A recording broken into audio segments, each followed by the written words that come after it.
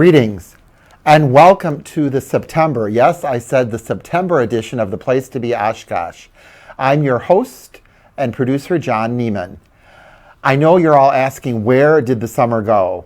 Especially with the unpredictable weather that we had and hot a lot of the times. And now we're talking about the month of September and so much going on. I'm so glad that you joined us for our show, The Place to Be Oshkosh. Very excited to say that this is our third year of doing this show, and I couldn't have done it without the wonderful help and assistance of the crew here at Oshkosh Media. As always, thank you to our generous sponsors who help put the show on the air, and that would be Karen and her staff at the Oshkosh Herald, a great community paper where you can read about everything and see so many things because they share so many local pictures. Also, our floral design is by Brian at UBloom. UBloom on Sawyer, on Witzel, excuse me. If you haven't been there, check him out. He has so much of everything in that shop, a little bit for everybody. And the garden center is still growing strong, especially now with fall coming. I hate to say it, but yes, fall is coming. Mums and plants like that. So check out his garden center. Where can you see this show? Thank you, staff. You can see us on Oshkosh Media Life TV, which is Spectrum Channel 2. You also can download us on Roku, Amazon Fire TV, Apple TV, and also you can see us on YouTube TV. All you have to do is go to YouTube, put in Oshkosh Media, and all of the shows, including mine, and also the other wonderful programs will show up. Please go on, watch them, like them, and share them, because the purpose of this show is to let you know what's going on in our wonderful and giving community of Oshkosh. Some September updates. I went to the convention center calendar. There's so much going on in September, but two caught my eye, two unique ones. And one is a walk for the animals at Sunnyview in the AM on September 14th, a great event to help support the Humane Society. The other I've never heard of before, on September 14th in the evening, so you can have a full day of it, is the Water Lantern Festival at Winnebago County Park. Music, food, beauty, it's going to be a great time. And also continuing on, downtown is our wonderful farmers market on Saturdays. I also wanted to talk about the Oshkosh Area United Way. They have a program there called the Community Vault, in which they look for donations of items to assist local not-for-profits who are in need, because not-for-profits don't have it in their budget all the time to buy certain things. They rely on their donors and volunteers. So the Oshkosh Area United Way is collecting baby items, hygiene items, paper supplies, cleaning products, things like that. And then when not-for-profits are in need, they can just go right to the Community Vault at the Oshkosh Area United Way, 16 Washington Ave, right downtown, and they can get some of those items for their use or for their clients' use. So if you're looking for a place to donate items, why not try out the Oshkosh Area United Way in the Community Vault? Or if you're a not-for-profit looking for items, it's getting toward the end of the year, and items that we may have gotten from the Help for the Homeless drive are running out now. You can just go to the Oshkosh Area United Way and you can get some of your cleaning or hygiene or baby items right there. And the last thing I'm going to plug is our downtown care team. We do collaborate with the State Street Center and with the Bid District, and every Monday and Friday, a group of us go downtown and we pick up garbage and cigarette butts and try to keep the place looking nice for all the wonderful events we have.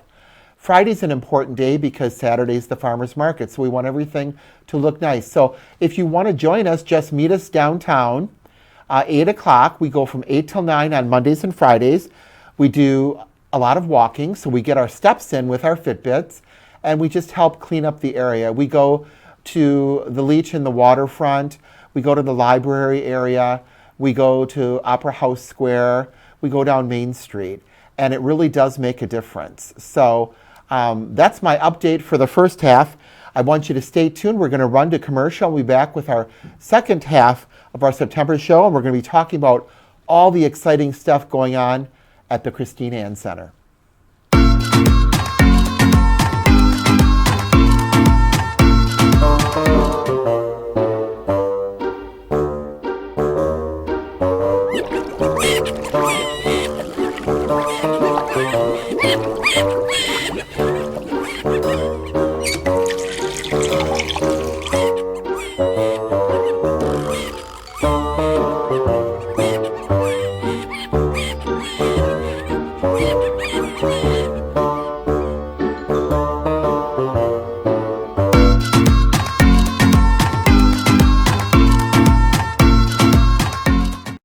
Welcome back to the Place to Be Oshkosh. I'm your host, John Neiman, and this is our September edition. I'm so excited about our next guest and what she represents and who she works for.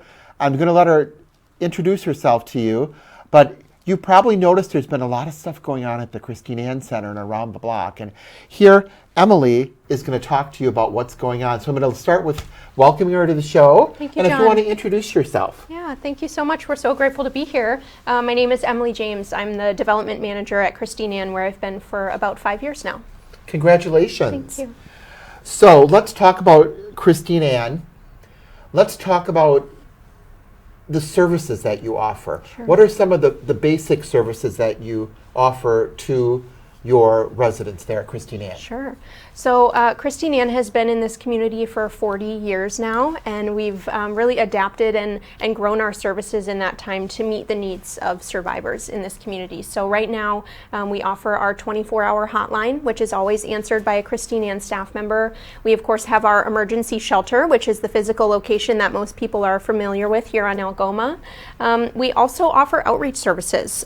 So for adults who are not staying in our shelter, whether they've recently left shelter and they want ongoing support, or they don't have a safety need to be in our shelter, they can access outreach services where they come for an appointment, maybe an hour or two, and get the resources and support that they need. That includes quite a bit of legal advocacy. So our advocates are not lawyers, but they can help guide folks through the legal processes, whether it's a restraining order, things to do with divorce or child custody with their abuser. So we do quite a bit of that. And then we also have services for youth.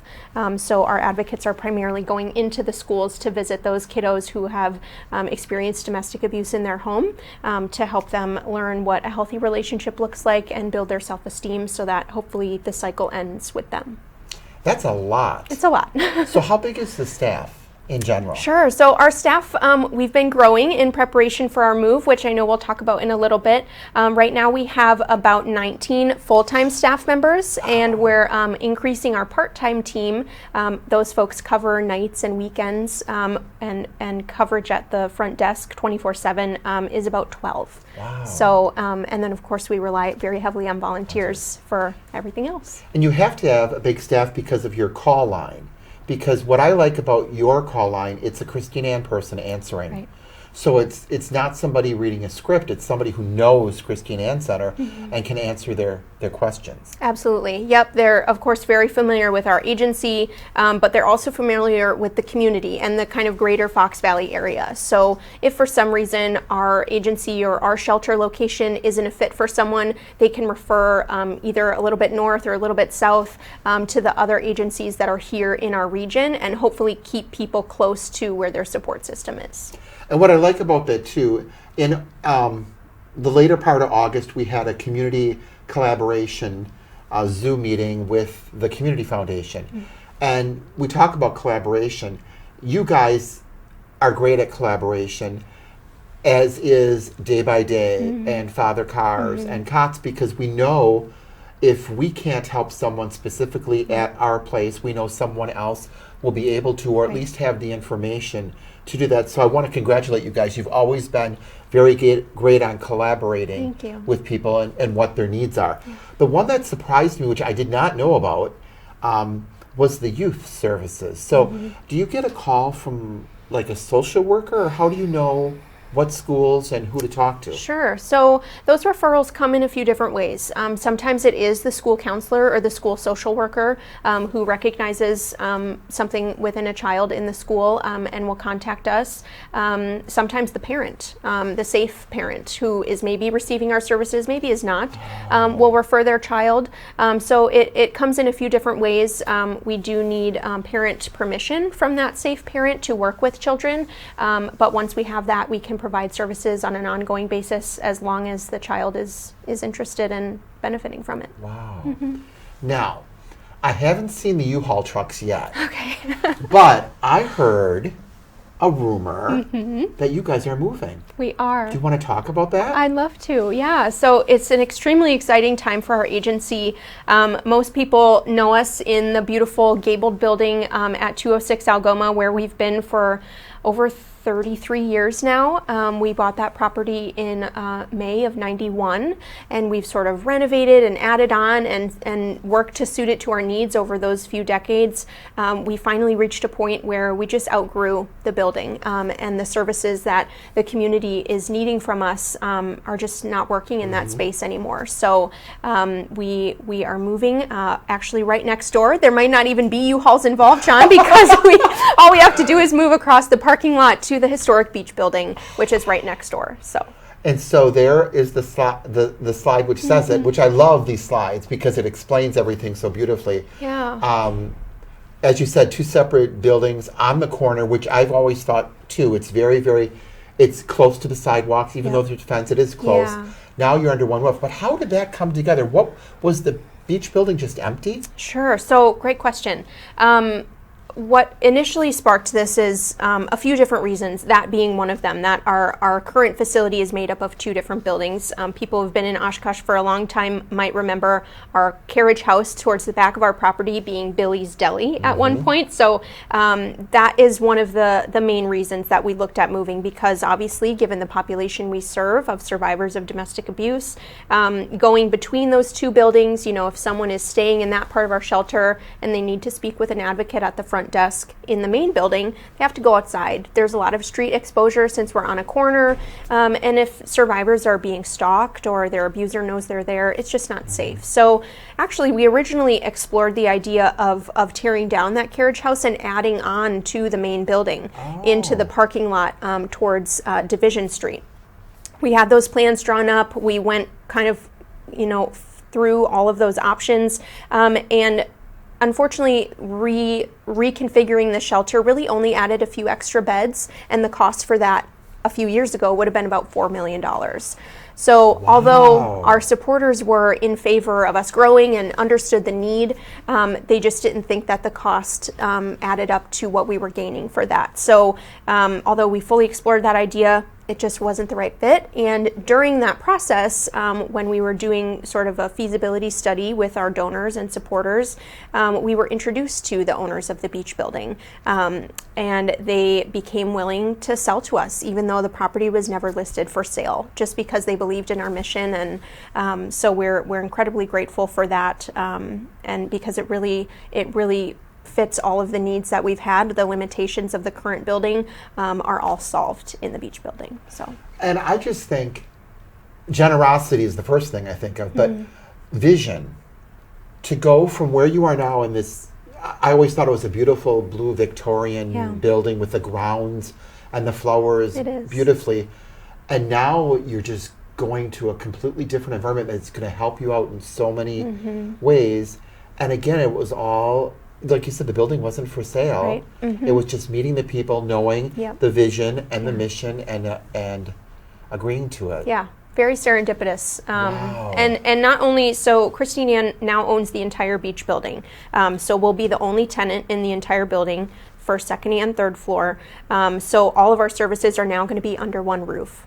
compared to what we had previously, where clients were going in between those two buildings. So much safer. And then there's a number of other, issues that it solves for us. So one of the top reasons that we turn folks away right now is large family size. So we only have a couple of bedrooms at the current Christine Ann facility that are big enough for large families. So when those rooms fill up, unfortunately, we're having to turn away those families to other resources in the community or other shelters in the region. So you had, at your current location, you have 37 bed. Right. So that does not mean 37 rooms. Right. It means there's 37 beds, but a couple could be in each room. Exactly. Yep. We have 10 bedrooms total. Our biggest room, for example, has 7 beds. And then we have 2 bedrooms with 5 beds each, and it just goes down from there. So once those 5 and 7 bedrooms are filled up, that's when we're turning folks away. Okay. And unfortunately, like I said, that's the number one reason that we turn people away, even if they're approved otherwise and eligible for shelter, and we just don't have the space.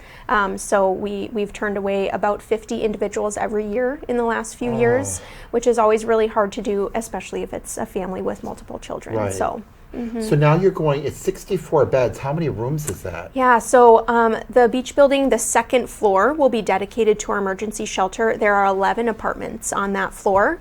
And then by maximizing our bed count using bunk beds, we were able to get to that 64 bed count. So are you using the second floor for the where the people are going to stay? Exactly, for emergency shelter. And then the first floor? That'll be all of our staff offices, meeting rooms, community spaces, and then the third floor of the building also has 11 apartments, and that's going to be dedicated to a brand new program for us, which is transitional housing. So we'll have both the short-term crisis emergency shelter environment, and then we'll also have transitional housing, which is designed to really be a bridge between the emergency shelter kind of crisis moment and the full independence of living on one's own. We know that a lot of survivors struggle to kind of bridge that gap or navigate that chasm, and so we're hoping that the transitional housing program will kind of be those stepping stones, and it'll be longer term, so up to 2 years that a client can stay with us. Very, very similar to COTS. Yes. Where we bridge the gap between day by day and father cars. Exactly. But I understand completely what you're saying, because it's hard when you leave a shelter and you don't have, we always say, all the wheels under the bus. Maybe you have 3, but you don't have 4. Yeah. And to have this time, the 2 years, to do that is just great. That is really, really cool. So it's kind of like the tiny houses. Exactly. Too, where people have a chance to transition. Yeah, it's very similar to that. And what we've seen is that so many survivors, they are limited in work experience. Maybe they were kept from working by their abuser. The abuser didn't allow them to work outside the home. Similarly with financial literacy, the abusers often don't allow them access to their own finances, even if they are allowed to work. So they haven't had the experiences to make a budget and know how to stick to that, or, people don't really use checkbooks anymore, but balance the proverbial checkbook and things like that. So being able to be in that program under our roof, having the support of their advocate to learn those basic life skills. Maybe they want to go back to school, maybe they want to get their first job, and we can be with them to help them grow those skills, with the idea being that by the end of when they leave the program, they're self-sufficient and they can, sustain themselves into the future and end those cycles of abuse and poverty all at once. Vision is what you guys have, is vision, which I think is remarkable, and keeping the families together. I have a couple kids who are teachers in our school district, and I understand completely that we don't understand completely what's going on in people's lives, and sometimes we judge way too quickly, not knowing where they're living, where they're getting their food from, where they're getting everything from, which all tends to make you a productive person. Of course. Let's talk about that. So how will meals work? Good question. So right now, and for the last many years, we've had communal kitchens where, survivors are maybe cooking together. We know that people have different schedules, so they're welcome to make Right. meals that make sense for their family at the time that makes sense for their family. But we are moving to apartment style living. So each apartment has a full kitchen with full size appliances. So survivors will have much more privacy. We will still offer, like we do now, an on-site food pantry for kind of those canned goods that they can quote unquote shop from to get, spaghetti sauce or peanut butter or whatever it might be. And then we also usually get a weekly donation of fresh foods. So that's milk and eggs and bread and fruit and all of those sorts of things, so that there's also fresh food options. So we will have a central location on the first floor where all of those groceries are held. People can come down from their apartment and shop that area and take whatever they want back up to make their meals. So the apartment's fully furnished then Exactly. for them, so they don't have nothing. They don't have to bring Right. anything in. Yep. Wow. Yeah. What I think is amazing, what I've learned, Oshkosh is my hometown, born and raised here, only left when I was in the ministry and then came back, is you don't really know much about what you have in your own community until you need it. Yes. I keep thinking about, I never flew in an airplane until I worked at EAA, stuff like that, the Pain Arts Center. right. Didn't know about the gardens till I worked there. Sure. And the Christine Ann, I did not know. I knew what the Christine Ann was. I visited there, I toured there, but I didn't understand all the stuff, the little stuff that you Yeah. think about. And to me, the biggest thing is people not sharing a room. To be a family, to be together and not have to share a room or a bathroom, Sure. which is really an important thing for people. Yeah, I think the apartment style living will give so much more dignity and independence to the folks that stay with us. We know that communal living is hard, right? I only live with one other person, my husband, and that can sometimes be a challenge. Yes, How yes. how are we going to divide the chores? How are Yep. you do the laundry one way, I do it the other way. So communal living is a challenge in regular life, but imagine that on top of one of the most difficult and dangerous experiences of your life, it just compounds. Right. So we're so excited that people will have that independence and the privacy so that they can begin to heal and go on that journey of recovery sort of in their own time and space. Well, the time always goes fast. We still have time, but let's get some dates out there Sure. because I'm excited about all this, about the anniversaries and the Yeah. open houses and everything. Sure. Let's get those dates out there. Sure, absolutely. Thank you. So September is our 40th anniversary as an agency. Congratulations. Thank you. We started in 1984, so it's sort of a beautiful way to close one chapter and open up another in the beach building. In September, we know how important it is for our community to understand what we're doing and why, so we're going to have a community open house. So that will be a day-long event on Thursday, September 19th. The community is welcome. Anyone and everyone is welcome to come and visit our new location at the Beach Building, 240 Algoma Boulevard. Tours will start, guided tours will start at 8 a.m. and happen every hour, on the hour, all day long until the last tour at 6 p.m. So you can take a guided tour at the top of the hour, or you can just come in and wander around at your own leisure. We'll have sort of guides or docents in various areas of the building. And we will be doing a ribbon cutting as well at 4 p.m. with the Chamber of Commerce. So if you want to see the ribbon cutting and maybe be part of that exciting moment, that'll be at 4 p.m. And we did not talk about this beforehand. And the two activities that I highlighted for September. Are they on the 19th as well? Yeah, so it's like everything just works out Yeah. really well. But I think that what you're doing there is great because that way donors, volunteers, and possible donors can come in and see what you've done. Yep. Yeah. That is really amazing. Yeah, and we specifically picked that date, which is before our actual move-in date, because of course, having the building open, we don't want that to be going on when there are clients in the building. So we'll have the open house on Thursday, September 19th from 8 in the morning till 6 with the ribbon cutting at 4. And then our actual move-in date for all of our staff and clients staying in our current shelter will be in early October. So, yep.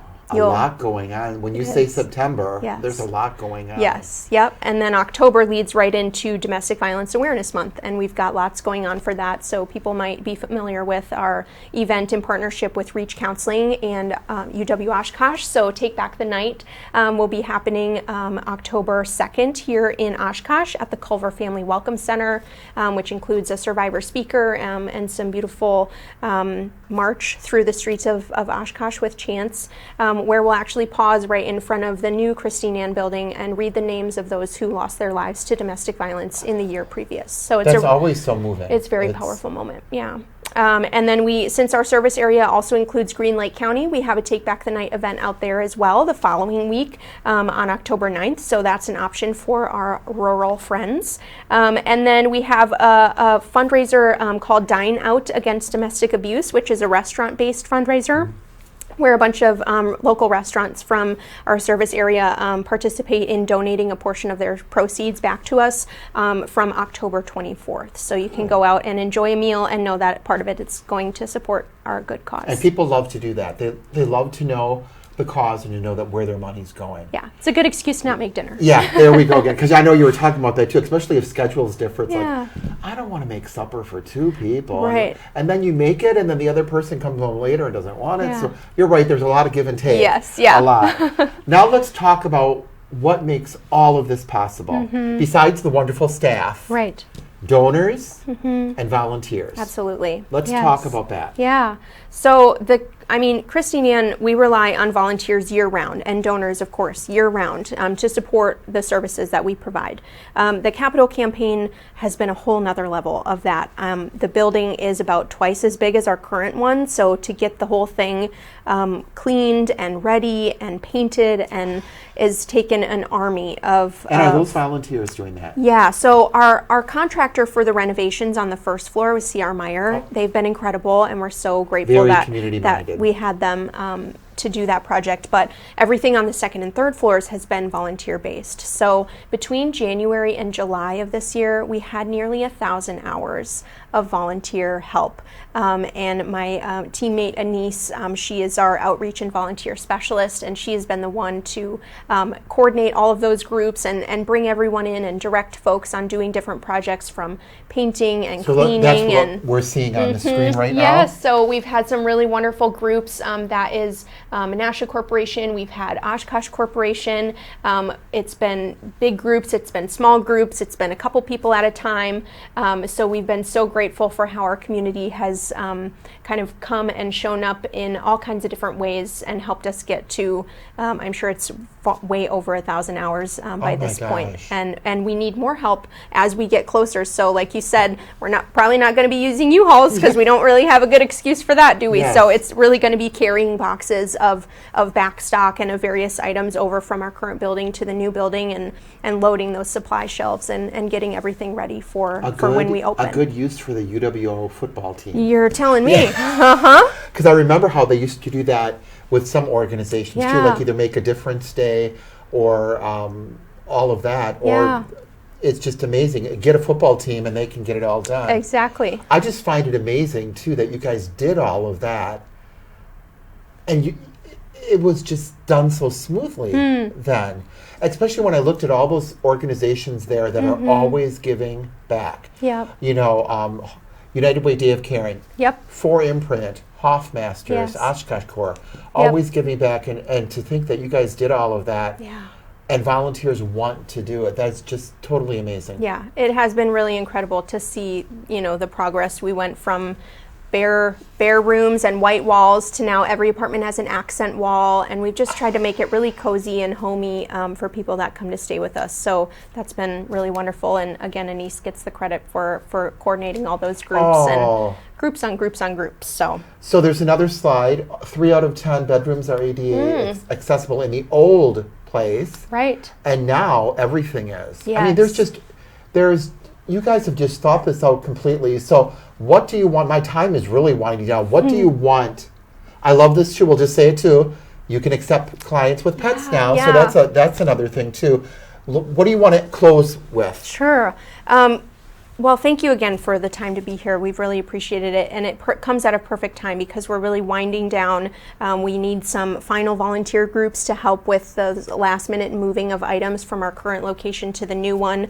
Our capital campaign in the financial side of things, our total project cost has been $7 million, and as of today, we have a little over $6 million that's committed. So we need our community to help us reach the finish line of that goal.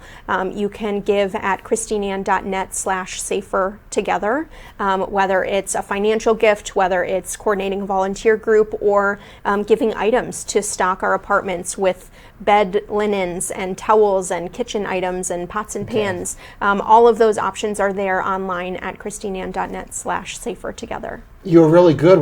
We just made the deadline for out of time. I want to thank you. We're going to have you back after you guys are all moved in. But thank you very much for joining us for the September edition of The Place to Be Oshkosh, and our guests are Christine Ann Center.